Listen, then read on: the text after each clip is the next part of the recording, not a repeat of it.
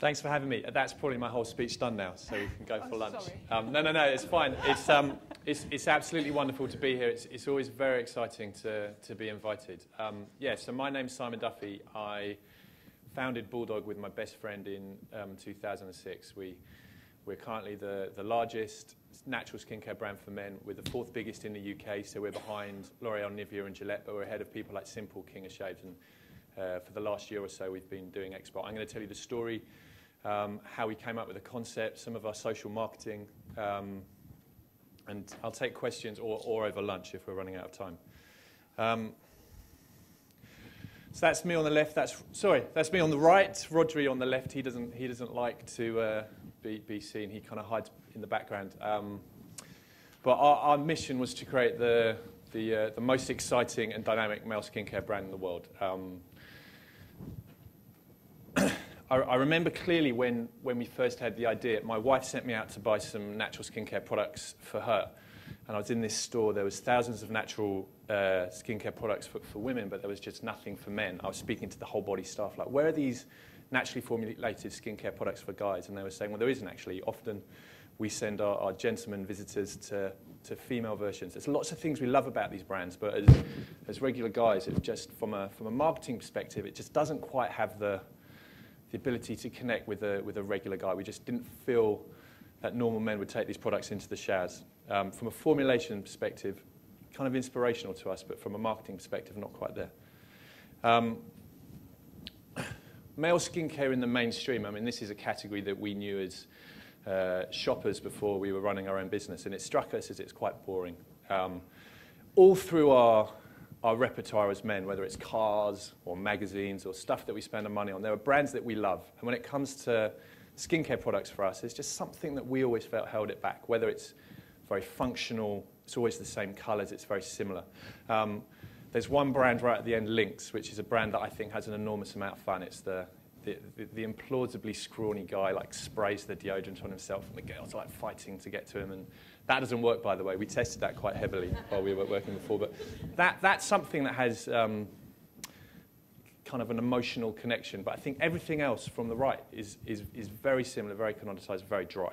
That was something that frustrated us, so we set out to try and change that.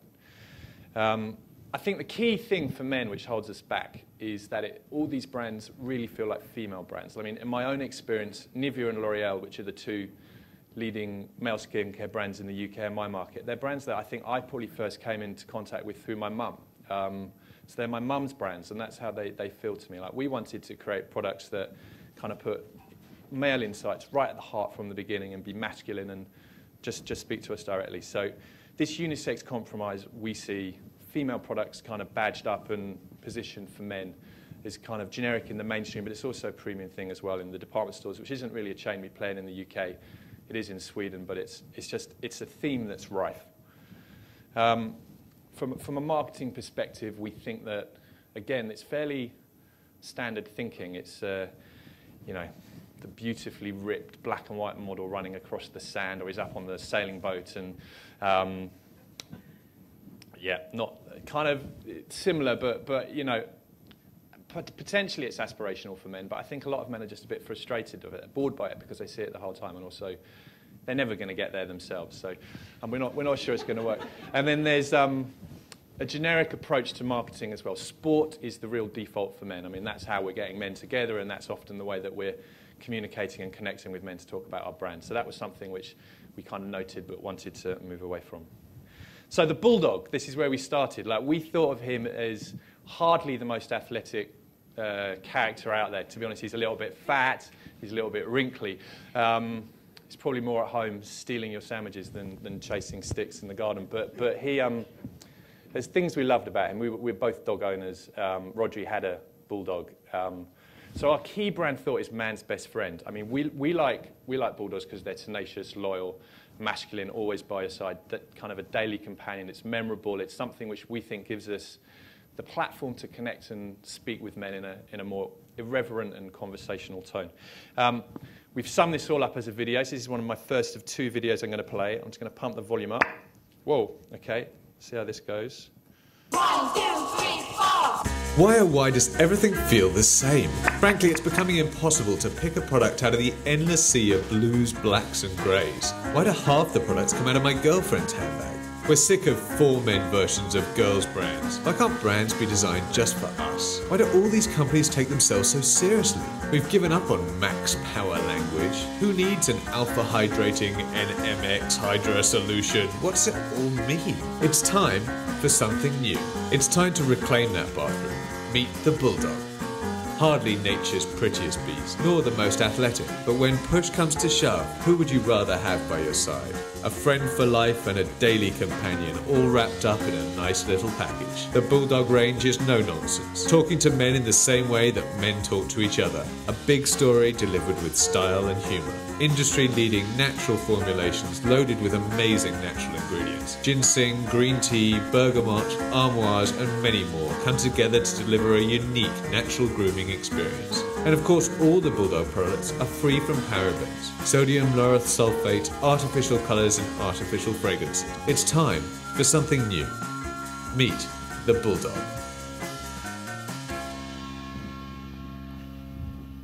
So that's our elevator pitch when we can't be bothered to talk.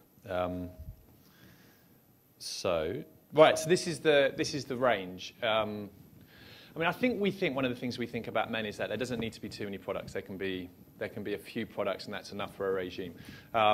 So we have pre-shave, which would be this amazing face scrub which we've got, which has coconut shell and pumice in it. It's really thick. It's really going to kind of lift your bristles up if you have a big beard. Or a few days growth. Face wash, which is a really good cleanser. A shave gel, which goes on clear so that people can see where they're shaving. And then after you shave, either a post-shave balm or we've got a range of 3 moisturisers, which is our hero product and is really us following the demand as well. We believe that we can be the biggest moisturiser brand for men in the world. That's our hero product, and that's, we think, historically, where these feminine brands are probably holding back the development of this particular category. The male grooming market is so fast growing. A lot of the brands are kind of recognizing it and saying there's so much growth here, there's so much potential because it's underpenetrated, and all the propositions that are out there at the moment, for some reason, don't seem to be pulling men in like men have always followed women throughout the whole of the history of consumer products. Like women have been first at toothpaste, deodorant, toilet paper. Like there's always been a kind of female getting to this stuff before men. When it comes to skincare, if it follows that logic, men should be up to higher levels of penetration for things like moisturiser, but it's just not happening. We think it's because the products just don't quite kind of resonate with that healthy mainstream of men, perhaps for early adopters, but not quite in the middle. I've got some products at the back as well, so if anybody wants to take one home, I think I've got 6, so you'd be very welcome to come and get them one by one. Yeah, so our brand thought, man's best friend. So I've talked a lot about the personality and the branding. For us, the other really, really important thing is ingredients. And we think we're man's best friend because we're taking a more proactive look at challenging these conventions of formulation. Like I know I'm right before lunch, so if anybody really wants to get into the ingredients, we can certainly go over a lunch. But there's some broad themes that we've kind of opted into that positions us right at the forefront of natural formulations. So first of all, this kind of host of under-regulated chemicals, which some scientists will say are absolutely safe, we're worrying about nothing. Other people are saying, you know, let's take the precautionary principle here. I think Denmark just banned parabens in all children's skincare products under the age of 3. So it does seem to be that there's a debate going on out there. I think when there's situations like that, we're always opting for the natural ingredient or a less risky synthetic alternative. We'd love to be 100% natural. We're not 100% natural now, like all of the other natural brands that we showed, but we're about 98, 99% natural. We pack the products with relevant natural ingredients. That's been a huge learning curve for me. Been an enormous amount of fun. We've just tested these products on ourselves over and over and over and over again until we're happy with them before we launched, and they're still being refined constantly. That's in order for us to kind of continue to deliver the highest quality and the best results we can to men. And also we're auditing all through our supply chain with all of our partners on an annual basis. If anybody starts to test on animals, for example, we're kind of formulating those out. And there's so much about this on our website as well. We became real ingredient nerds. So as an example here, in our shower gel, we've just pulled out the essential oils, the actives and the moisturizers. If that screen went down, it would also go through every single other ingredient in the shower gel. You can also go through and see, is it natural, is it synthetic? If we're using it, why are we using it? Why do we think it's the best one? What other products is it in? That's become something that we were really proud about, so we put out there without actually thinking that people would go to the site, but it's become a real repository for information, and we get lots of very specific questions from a certain group of consumers or journalists about the ingredients. I think for a lot of other men, the naturalness is important, but it's not the reason that they're coming in. They're just looking for a brand that has fun and is engaging and just doing things a little bit differently. I think I've covered this as well. I think what we're saying here is we're saying natural skincare products have always followed these conventions in terms of distribution, price. I think historically perhaps the performance wasn't as strong, but ingredient science and formulation has caught up now. So there's no reason why natural products can't be as good, if not better, than the conventional ones. And we also think that's reflected in the way that brands are now working with natural. We just want to not be the biggest brand in the natural channel. We want to elbow aside L'Oreal and Nivea and Gillette and become a leading mainstream brand that just is formulated in a natural way. So that's the kind of how we came up with the idea, made the choices about the branding, kind of defining our niche and how we're going to play within there. In terms of how we're doing commercially, it's a huge challenge when you start a company, because we raised some money, but we had, you know, like a fraction of the money that L'Oreal, Nivea and Gillette would have to play with. And we're also working with people like Sainsbury's and Waitrose and Tesco's, these big retailers who are really brilliant because you can reach so many people, but there's also a degree of cost associated. So we've always had to try and make a little go a long way. That's kind of fundamentally, I think, why we thought to ourselves, if we just mimic the category conventions, we just can't ever do anything, because we just won't be able to afford to keep up. So if we can just approach things differently, then at least we're giving ourselves a chance. So it was a fairly slow start. We started in Sainsbury's. We worked with them exclusively for a year. I remember at the time we thought, oh, that might just slow us down. But in practice, it was a good call, because you know, we really had no idea what we were doing when we were starting. And we used to go into Sainsbury's and have these sales meetings, and you know, not quite clear in our own mind the best way to deal with these retailers. I think the first year there was kind of retailer running your own business boot camp, and then after that we've been able to scale it through all of the leading players in the UK. We've got a static base of stores now. We're trying to get into some more places or go deeper down into some of these store footprints, but we're now the fastest growing brand. So it's totally foreseeable for us that we could overtake Gillette's skincare range and become the third biggest player. What gives us hope for that is that our Bulldog moisturizer cream, which is our hero product, in terms of category sales, overtook Gillette. So we always wanted to be in the top 5, but it overtook Gillette to be the 13th best in the category. What's a little bit misleading about here is that there's another way you can cut this data, where you put your actual sales next to how much available distribution we have. And we have kind of substantially less distribution than a lot of the brands that are above us. So if you do how productive are we per the distribution that we have, we're kind of way into the top 10, kind of getting into the top 5 for that particular product. And that's a strategy for us, because we believe that moisturizer is going to be the key. And if we can get our moisturizer into be a must-have in male cabinets, kind of in the UK, around the world, we'll be able to scale the rest of our range from there. So we were nervous about export, I think, to start with. We were a startup that got to a good point in the UK, and there was a tension in our business saying perhaps we should just try and really crack it in the UK before we go anywhere else. But we just saw huge opportunity, and we started to have all these retailers or distributors come to us. So we decided to start off in Sweden. I mean, we loved Sweden because there's lots of advantages for UK companies, I think. There's nothing really you have to do to the packs. Kind of English is absolutely perfect there, if not better than in England itself. Certainly when you go in and speak to some of the store people who are merchandising the stores, you can get there and back in a day. And it's a big market, but it's not a huge market like America, where if you start to make mistakes, you could very quickly run out of funds. So we launched with Orleans and Kicks, which is the the leading department store chain and health and beauty chain, and we've been scaling really quickly through Sweden, and we're now just looking at where else we're going. We are rolling out nationwide at the moment with Whole Foods markets in the States. We have a small business in Japan, and we're currently looking at another couple of distribution deals. So I think over the next 6 months, kind of things that we've secured should mean that we'll almost double in size again in terms of store footprint. So there we are in Kicks in Stockholm. That's actually our old packaging version, but they've really supported us. When we started in Sainsbury's, we kind of started down here, and then we moved up to here, we moved up to here. When we launched in Kicks, they put us right on the top shelf above L'Oreal and Nivea, which has been terrific. And the press have also really backed this idea of a British brand doing it differently in Sweden. So we won Skincare Brand of the Year in King's magazine and Product of the Year in Cafe magazine for our face wash. And we worked with UKTI, so we kind of rented out the ambassador's house and got all the journalists, and it was a very British, regal kind of affair. And as a result, I think we've made some really good friends in the Swedish press, and they've really been supporting the brand. And that's something we try and replicate when we go overseas. As a concept, it's been something that's resonated, I think, across lots of different media. And I think PR is something where we can actually have an advantage on a lot of the other brands that we compete with. We don't need a celebrity ambassador to kind of get us into the press. We can be relevant in all the product pages, but we can also try and become a face of growing British business or entrepreneurialism.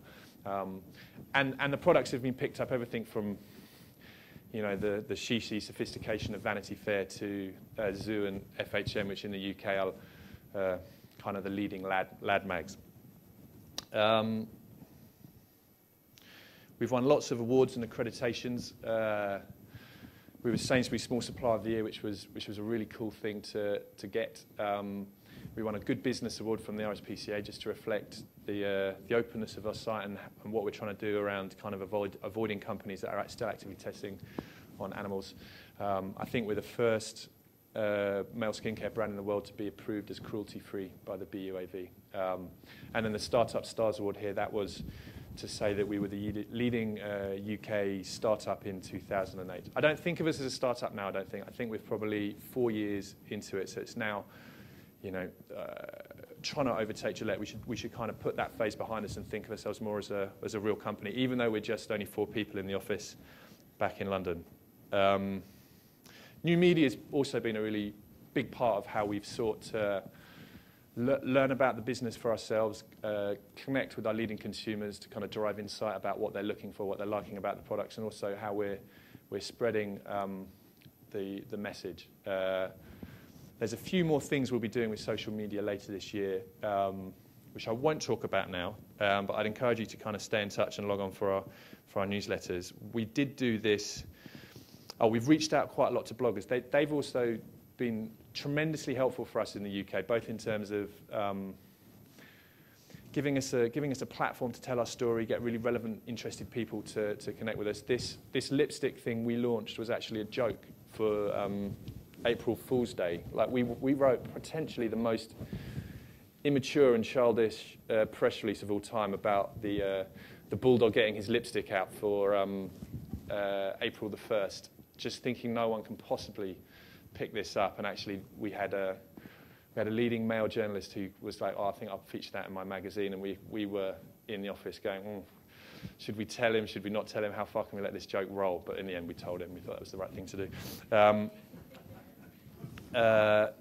Our Soapbox campaign, this is the final thing I'll talk about, and I'll just show you one example of this afterwards.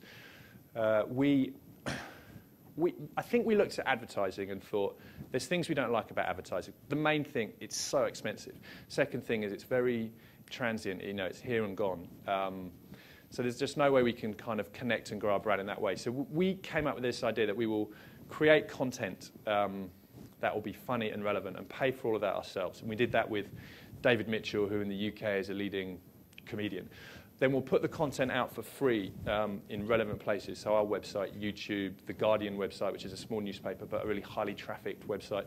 And then also spread it out to people through things like the FHM newsletter. A lot of the that the magazines are looking for content like this. So it was fairly easy to kind of sort out free deals in order to get it out to lots of people.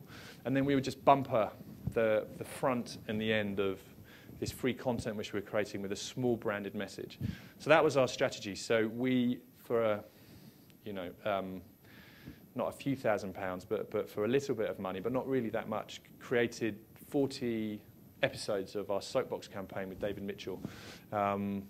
Put it out there. It had over 10 million views, which was really cool. It won Apple Video of the Year, I think, and we're not doing it this year. Dell, have basically, the computer company, have come along and are now doing this idea with David, which is also cool. But we were thrilled with this, and this has, I think, been a real eye-opener for us in terms of just how we can more creatively approach this challenge of building awareness for our brand. So I will just end by showing you one of these. So it's about 3 minutes long, so if you get bored, just put your hand up and I will shut it up. Okay. David Mitchell's Soapbox, brought to you by Bulldog Natural Grooming.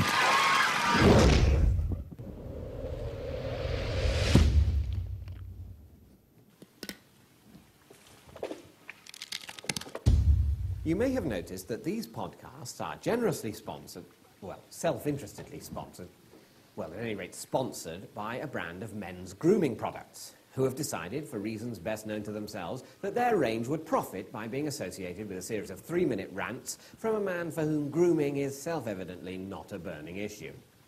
Well, I want to talk about men's grooming this week, so let me start by saying, on behalf of my sponsor, that I've never bought any of their products, but I was given a few for free, and they represented the best value for money of any shampoo I've ever used. There. The executives of Bulldog may now withdraw to debate amongst themselves whether or not I am worth it. Good. Now then, men's grooming. What? Where has it come from, this idea that men should groom themselves? Surely it used to be the case that for a man to appear to care what he looked like was at least effeminate, if not actually vain. It was shaming to smell of body odour, certainly, but no less shaming to smell of an aftershave that you'd chosen to smell pretty, like a girl. There's an advert out at the moment, for instance, for a deodorant that comes in a little pocket-sized can. The idea being that when, on your masculine round, you meet a woman insufficiently impressed by your no doubt magnetic personality and devastating good looks, you can give yourself a quick squirt and the poor girl won't be able to help herself. Now, is this image not just a tiny bit rehypnolly? Not only that, but the product is called the Lynx Bullet. Bullet. Really? For shooting women with? From your gun? Though, to be fair, that's only the same pitch perfume advertising has been using for decades. Ladies, this perfume is so effective it's dangerous. One whiff of this, and even a gay archbishop will get a raging stiffy and take you roughly in the cloisters. And of course, that's the truth of the butch-sounding bullet. It's a little vial of perfume for men to carry around with them, to top themselves up with a couple of dainty little squirts when they see a lady. And of course, the more feminine a product is, the more masculine and butch the companies have to make it seem. Bullet, Mach 3, Bulldog. But however much you market these things as if they were spaceships or warp drives, they are actually pampering products. Razors, for instance, are all advertised by how science-defyingly smooth they can make your face. But smooth isn't manly, it's girly. They're competing about which of them can make your face girliest. Buy the Gillette Tomahawk for the closest shave so your face can be more like a girl's face. No, don't buy that. Instead, girlify your face with Wilkinson Sword's new man's girling rod.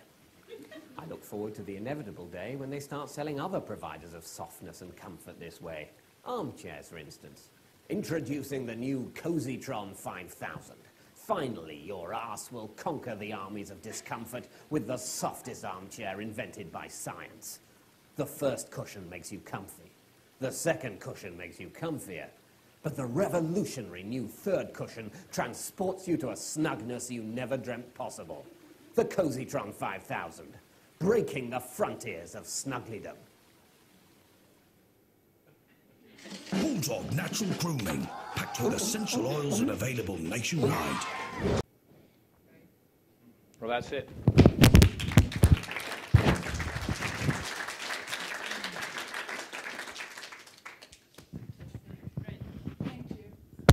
Any questions from your side to Simon? Simon, there's one. Can we have, yeah. One of the biggest challenges for the men's market, I think, is to actually get guys to go somewhere to purchase something. The fact that you're in a supermarket, is your customer really male or female? Yeah, I broke my mic, sorry about this. It's a really good question. We think that in, say, a supermarket in the UK, it's still a fairly traditional household structure, so 75% of all basket purchases will be female. I think in the male skincare category, it's probably 65% female, 35% male.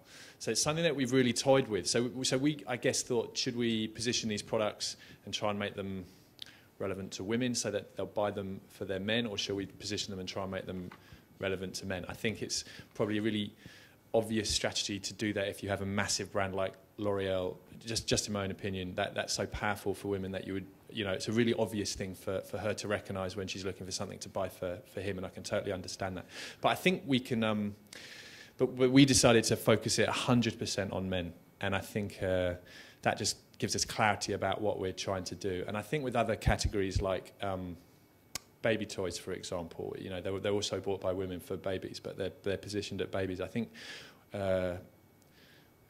female shoppers are very sophisticated and can do a really good job at kind of looking at their products through the eyes of their kids or the eyes of their husbands or partners or whoever it is. So they'll be able to decipher all the stuff and probably think this is something that that might work for him. So we have always, all of our packaging and marketing talk as if we're talking to men, knowing that, at least in some of our stores, it's more likely to be bought by women. Another question? Hi, Chris Buckley, Bradford Soapbox. The range is fairly focused on male grooming and skincare at the moment. Is there any intention to sort of expand into other areas that are currently underrepresented for the male market? Yeah, we are going to be launching a new expert type product. I won't tell you what it is quite, but towards the end of this year, we are looking at other categories that where we think we can bring something interesting and exciting to something that's already like a little bit tame and commoditized. The second point, though, in our business, though, is when we started off Bulldog, we thought the range could get to 40, 50 products really quickly, and it could stand as the natural alternative to pretty much anything. And that seemed like a good idea before we started. Once we got into running our own business, it was other challenges around stock control and managing our cash meant that actually we look at brands like Red Bull, where they have, one can, 2 products. The ingredients in those 2 cans are probably 99% the same. It's what an amazingly slick thing behind the scenes, so they can just go and focus. So I think that tension's come in. So we now see our moisturiser is such a good product. I mean, we get the best reviews from it. It's winning awards. It's our best seller. We just want to get our moisturiser into as many places around the world as we can, and perhaps focus on that as a route to growing our own business, rather than, say, in the UK, go from 7 products to 40 products. But I do also think that men can be overloaded. Like, I look at some of our competitors and there might be 20 products.